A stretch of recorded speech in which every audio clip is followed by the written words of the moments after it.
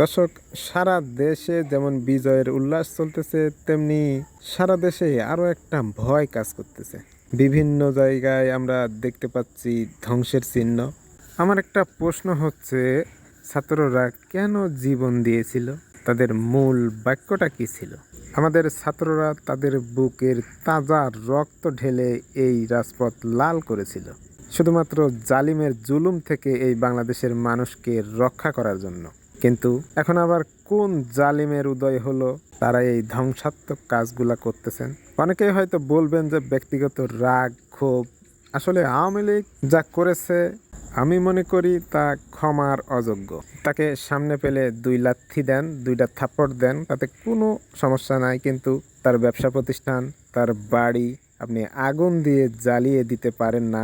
এটা তার সম্পদ, মানেই হচ্ছে এটা আপনারও সম্পদ, এটা রাষ্ট্রেরও সম্পদ।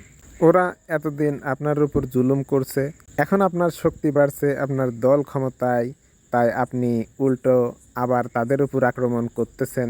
একদিন হয়তো আপনার দল থাকবে না, তাদের দল আসবে, তখন আবার ওরা আপনার উপর আক্রমণ করবে। যারা ভাঙচুর করতেছেন, আগুন দিচ্ছেন, লুটপাট করতেছেন, তাদেরকে বলবো আমাকে সমাধান দেন। সমাধান দিতে পারবেন? এটার কি কোনো সমাধান আপনাদের কাছে আছে? কারণ আপনারা তো দুই দলই সন্ত্রাসী। তাই আমরা বলবো, সন্ত্রাসীদের অনুসরণ না করে, আমরা যেহেতু এক জালিম সরকারের হাত থেকে আমরা এই দেশটাকে পেয়েছি, সেটাকে সবাই মিলেমিশে এটাকে সোনার বাংলা গড়ে তুলি। আর আমরা এই সমস্ত ভাঙচুর, লুটপাট, এই সমস্তগুলা দয়া করে বন্ধ করি। রাগ, ক্ষোভ সব মানুষের ভিতরেই আছে, আমার মধ্যেও আছে। ওরা যা করছে আসলেই আমরা তা করতে পারি না। সর্বোপরি যে কথাটা বলবো, কুকুর ঘেউ ঘেউ করলে আপনিও কি